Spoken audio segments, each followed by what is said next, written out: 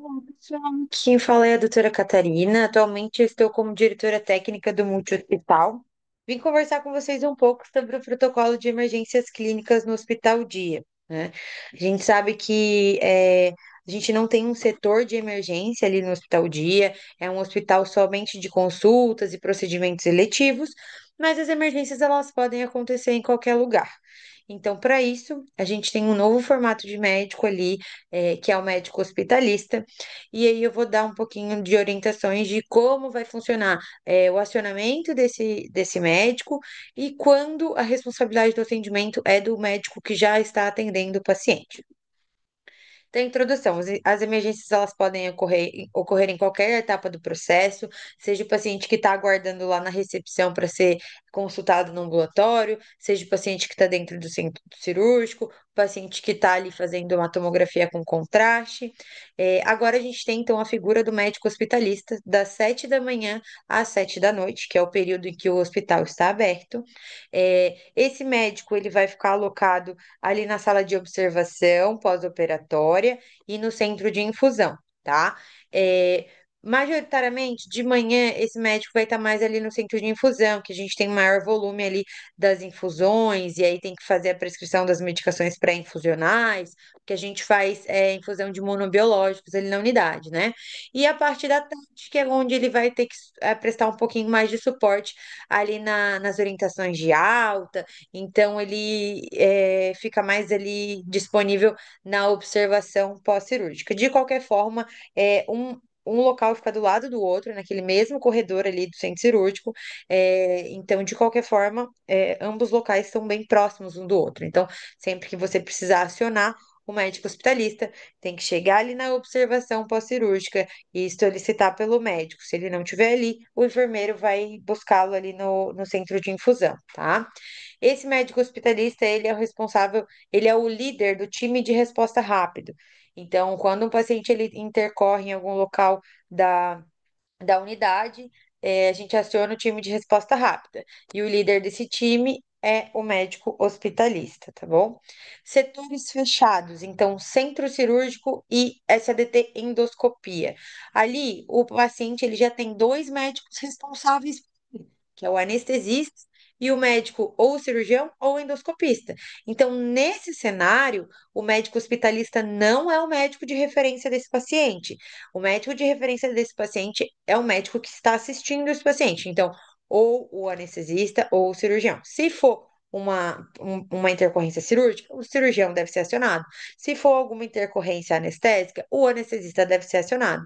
Mesma coisa no SADT endoscópicos ali. Se tiver algo relacionado à endoscopia ou colonoscopia, tem que acionar um médico endoscopista ou colonoscopista. Se for alguma intercorrência da anestesia, tem um médico anestesista, tá? Então, esses são os médicos de referência nesses setores. Claro, o médico hospitalista está ali disponível. Se precisar de algum auxílio aí na tentativa de transferência, no manejo, ele vai estar disponível para prestar suporte e apoio, mas ele não é o responsável pelo paciente. O hospitalista é responsável pelo paciente do centro de infusão, do ambulatório de especialidade, se o paciente tem, por exemplo, uma PCR ali, enquanto aguarda o atendimento, ele vai prestar o suporte ali e aí ele assume a conduta do caso. Ali na alta pós-operatória, como é que vai funcionar? Ele vai prestar um apoio. Então, assim, a gente sabe que muitas vezes o cirurgião, o anestesista ainda está lá em sala, aí o paciente está ali fora, ele vai levantar, ele tem uma vasovagal, o médico hospitalista está ali, ele presta um suporte, ele ajuda a manejar uma hipoglicemia temporária, um paciente que teve uma hipotensão por conta de uma vasovagal, para que não precise acionar o tempo todo o anestesista e o cirurgião.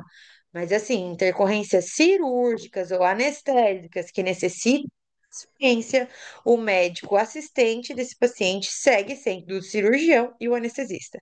Então, se precisar de transferência, se precisar passar caso, se precisar detalhadamente dizer o que aconteceu no transoperatório, os médicos assistentes naquele momento são responsáveis pelo paciente. Então, o anestesista, o cirurgião, eles têm que retornar para prestar esse suporte, tá? Então, o hospitalista é mais como um apoio ali para alguma intercorrência que acontecer leve, para que não precise ficar acionando o anestesista e o cirurgião o tempo todo, né? E para alguma assistência rápida que já tem que fazer o manejo ali, ele inicia até que o médico responsável assuma o caso, tá bom? Alguma observação um pouco mais prolongada, então, por exemplo, o paciente teve uma reação anafilática ali no contraste. O médico hospitalista ele é acionado, ele vai lá, ele faz o manejo, e aí ele vai avaliar o tempo de observação que esse paciente vai precisar permanecer. Então, se for um tempo que extrapole o período que o nosso hospital fica aberto, ele é o encarregado de fazer a transferência, seja para a UPA, já que há uma questão mais de observação por algumas horas, seja para uma internação hospitalar, se for o caso do paciente ficar internado, tá? Nós temos agora a antiga sala de curativos, vai ser a sala de estabilização nossa, tá? Então, intercorrências mais graves, que precisem de manejo, a gente, assim que seguro, a gente pode retirar o paciente ali para a sala de estabilização e aí seguir o manejo ali, tá? É, Time de resposta rápida. Como é que a gente faz o acionamento desse médico? Então, um colaborador, ele identifica uma intercorrência, ele vai iniciar, acionar, pedir ajuda e iniciar o SPV, né? A enfermagem da observação vai ser a referência, né? Então, a enfermagem da observação aciona o hospitalista. Se o hospitalista estiver ali na observação, ótimo, já é acionado. Se ele estiver ali no centro de infusão, a enfermagem vai ali, comunica ele e o encaminha até o local da emergência, tá? Avaliação ABCDE, aquela questão toda das avaliações de emergência que a gente já está acostumado, tá? Em casos de PCR, por exemplo, geralmente o atendimento é em loco, quando tiver seguro, daí a gente leva ali até a sala de estabilização.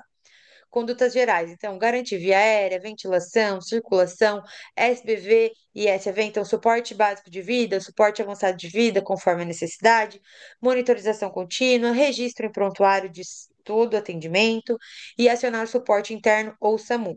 Então, vou dar um exemplo. Se a gente tem um paciente que tem uma parada cardiorrespiratória ali enquanto aguarda uma consulta de oftalmologia, o médico hospitalista é acionado juntamente com o enfermeiro, vão lá, vão fazer o suporte básico de vida, vai performar o suporte avançado de vida quando necessário, né? No caso, nesse caso, vai ser necessário.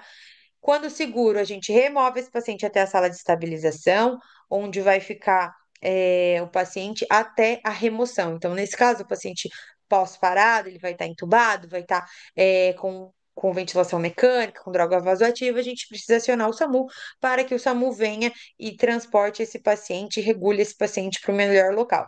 Se é, por exemplo, alguma anafilaxia, seja no centro de infusão ou no contraste, que necessitou medicações, é um paciente que precisa de 6 horas aí de observação, e isso aconteceu, vamos lá, 4 horas da tarde. O tempo de observação ele vai extrapolar o período que a unidade fica aberta, certo? O paciente está estável, está clinicamente bem, mas ele precisa do tempo de observação. A gente pode fazer contato com o médico emergencista da UPA, solicitar então a vaga para que ele permaneça na observação correta ali na UPA, já que não é um caso de internação propriamente dito, mas é um caso que precisa de ficar em observação um pouco mais, e isso vai extrapolar o nosso período ali de observação do hospital dia. Se for um caso de internação, então é um paciente é, que precisa de uma ventilação mecânica, é um paciente que sincopou e teve um TCE mais grave, um idoso anticoagulado, que a gente sabe que vai precisar de um exame de tomografia, de um exame de emergência, então aí o hospitalista faz a referência para um hospital geral. As reações do contraste. Então, se for uma reação leve, um prurido, uma urticária, geralmente a gente usa o antihistamínico, né? Moderada, e já com angioedema leve ou até um broncoespasmo, a gente consegue fazer O2, hidratação, corticoide, a gente consegue fazer um salbutamol, tá? E graves, em caso de anafilaxia mesmo, adrenalina e M mais suporte, tá? E aí, dependendo da resposta do paciente, do tempo indicado de observação, a gente vai ver para onde esse paciente vai. Digamos que isso aconteceu pela manhã. O paciente aí vai ficar em observação, ele pode ficar em observação na nossa unidade até terminar o tempo de observação dele.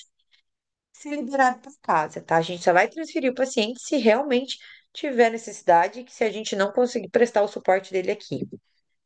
Reações infusionais, tá? A gente tem que lembrar que a gente faz medicações, reposição de ferro, ceftriaxona, né? Mas também a gente faz medicações um pouquinho mais perigosas, que são os imunobiológicos, tem mais chance de fazer anafilaxia. Então, nesses casos, a gente precisa graduar essa reação entre leve, moderada e grave. Então, vai interromper a infusão, administrar as medicações, seja somente antistamínico, antistamínico, um corticoide, ou se tiver necessidade de salbutamol, fazer um suporte dia 2 quando precisar, né? Ou até casos mais graves com adrenalina IM, suporte, e avaliar a transferência desse paciente. Então, depende muito de qual medicação, né? Porque tem algumas medicações que a biodisponibilidade no organismo, ela é superior, então a gente tem que ficar atento às reações tardias dessa anafilaxia, né? Então a gente precisa deixar um tempo um pouco maior em observação. Hipertensão grave. Claro, se for num setor, por exemplo, SADT, endoscopias, ou ali no centro cirúrgico, o paciente já vai ser manejado quando identificado, né? Mas quando o paciente, digamos, começa a passar mal, tá lá na recepção do ambulatório, começa a sentir que está passando mal, a gente afere a pressão, ele está hipertenso, mas ele não tem, assim, uma dor torácica, nada disso, é uma sensação somente de mal-estar. Se no caso ele tivesse assintomático, a gente enviaria com uma cartinha para a UPA para fazer esse controle. Se ele tivesse sintomático, o hospitalista pode ser acionado para poder fazer um manejo inicial e aí encaminhar, seja para um posto de saúde para poder fazer um controle melhor da pressão, ou até para a UPA para poder fazer uma análise melhor, tá? Dor torácica. Quando a gente pensa em dor torácica, a gente tem que ter um pouquinho mais de cuidado, tá? Se é uma dor leve, atípica, que não faz sentido ser de origem cardiológica, mas assim, é uma dor torácica ainda, né? Então a gente tem que ter o cuidado de encaminhar ele para a UPA, para uma unidade de emergência, para fazer uma avaliação um pouco mais minuciosa. Se é uma dor grave, típica de um IAM, a gente tem eletrocardiogramas e medicações disponíveis na nossa unidade. Tempo é coração, tempo é músculo, né? Então, aciona o hospitalista, faz o eletrocardiograma. O eletrocardiograma, se vier com alteração, já faz o acionamento do SAMU e o SAMU vai fazer o encaminhamento desse paciente. O eletrocardiograma não veio alterado, você já manejou, fez medicação para dor, antihipertensivo, tudo. A gente sabe que é um paciente que vai ter que rodar troponina. Perfeito. Aí a gente transfere esse paciente para a UPA, certo? Porque é um paciente que a gente ainda não sabe se está infartando, né? O eletrocardiograma dele não veio com supra, então não é um infarto com supra. Ele vai ter que ficar curvando a troponina. Eu preciso encaminhar direto para um hospital? Não, isso é um caso de UPA. Então, neste caso, fazer o contato com o emergencista e transferir o paciente ali acompanhado até a unidade, para que ele possa curvar a troponina, fazer todos os outros exames, tá bom? Caso de PCR, então, sempre acionar o time de resposta rápido, o líder é o médico hospitalista, iniciar suporte básico de vida, quando o médico chegar, inicia então o suporte avançado de vida. É, a gente, para ficar sempre atento a registrar o tempo, né? Registrar o momento de início, né? Sempre registrar todas as medicações que foram feitas, para poder depois passar tudo para o prontuário. E assim que tiver um retorno espontâneo da circulação, a gente aciona o SAMU, que o SAMU daí vai fazer a regulação para onde esse paciente irá ficar. A gente tem uma sala ali de estabilização, que é onde esse paciente vai aguardar enquanto a remoção dele não vem, né? O ideal, se o paciente teve uma parada em algum local, o ideal é que a gente inicie um manejo no local onde o paciente está, né? Não perder esse tempo de remover o paciente antes de começar as medidas, tá? A gente pode, então, pedir para evacuar aquele local, digamos, se ele estiver ali na sala na recepção, a gente pode pedir para evaluar o local enquanto a gente faz as medidas, né? É como se fosse um atendimento pré-hospitalar nesse caso, né? Porque ele teve uma intercorrência num local que não é dentro ali da sala de estabilização. E aí, quando for seguro para o paciente e para a equipe, a gente remove esse paciente para a sala de estabilização. Convulsões, então, tudo numa pincelada assim nos tipos de emergências que podem ocorrer, tá? Então, garantir via aérea, verificar a glicemia. A gente tem medicação, a gente tem medicação no carrinho, então a gente pode administrar diazepam, deixar o paciente monitorado. Casos graves, casos de primeira crise, casos que não tenha conhecimento e tal dessas convulsões, nunca teve, a gente tem que transferir para o hospital, que esse paciente provavelmente vai precisar tomografar e fazer algumas investigações a mais, né? Caso não, é um paciente que, ele tem epilepsia, ele convulsiona tantas vezes ao mês, hoje ele não dormiu direito, aquela coisa bem comum. A gente vai, protege via aérea, tenta manejar a crise, organiza ele, deixa aí o período de observação, reavalia as medicações e aí vai cabe a decisão clínica aí, se libera ou se encaminha. Síncope, isso pode acontecer, principalmente agora que está começando o verão, né? Então, cuidar com casos de trauma, então às vezes a pessoa apresenta uma síncope, mas aí ela evolui com um TCE, daí a gente já tem que cuidar um pouquinho mais. Mas a gente pode avaliar a pressão arterial, HGT, corrigir aí se tiver uma hipotensão ou uma hipoglicemia, tentar deixar em decúbito dorsal, levar os membros até a equipe chegar. Se é claro, sempre cuidando se não tem algum indício de que a paciente pode chegar a ter vômitos, então para deixar em decúbito lateral nesse caso. E aí, se não tiver sinais de gravidade, nada disso, pode enviar a UPA para a gente poder fazer uma análise um pouquinho melhor, né? Principalmente a gente tem uma população muito idosa ali, a gente sabe que síncope podem ser muitas coisas. Se o paciente depois que você avaliou, já está estável, HGT bom, PA normal, já retornou, faz uma cartinha de encaminhamento para a UPA. Às vezes vale a pena esse paciente fazer um eletrocardiograma, uma outra avaliação para poder descobrir o que é que causou. Local do atendimento. Então, atender a intercorrência no local, remover quando for seguro para o paciente ou para a equipe. Monitorização contínua durante o transporte, caso o transporte seja feito por nós. Então, assim, se a gente precisa transferir um paciente, ele não está instável para a Alfa do SAMU vir buscar, mas é um paciente que veio para uma consulta, para um atendimento eletivo, está precisando ser transferido por algum motivo, né? Então, sempre ter esse cuidado de quando precisa acompanhar e sempre o paciente monitorizado no transporte. Encaminhamento. Então, quadros leves, sem grandes riscos, podem ser liberados do hospital com uma carta para a UPA, né? Quadros crônicos e tal podem ser liberados para o hospital com uma carta para o posto de saúde, por exemplo. Quadros graves, com instabilidade, ou que demandem exames adicionais ou internação, hospital de referência. Então, o transporte ele pode ser via SAMU ou, caso o paciente estiver completamente estável, a gente pode levar ele na ambulância da unidade, tá? Então, seguir o POP de regulação e transferências, que tem um POP que fala somente disso, somente de quais são as nossas regulações, quando transferir, quando ir junto, quando não ir, tá? E é um treinamento que eu já soltei para vocês também. Pós-evento, sempre notificar o núcleo de segurança do paciente, então sempre abrir um evento diverso, tá? Para poder ser avaliado se tem alguma coisa que nós, como administração, como equipe assistencial, conseguimos fazer para evitar. Comunicar a direção técnica em até 12 horas. Assim, sempre, claro, que isso não atrapalhe o atendimento, né? Mas, se for possível, sempre notificar a direção técnica o quanto antes, se possível, imediatamente, se não, após a conduta do caso, tá? Para quê? Para que a gente esteja ciente e para que a gente possa prestar um suporte também ao médico hospitalista, né? Às vezes, assim, olha, o médico vai precisar sair em transferência, tá? Então, quem que fica de olho caso tenha alguma intercorrência e tal? Ou, olha, não estou conseguindo regular esse paciente.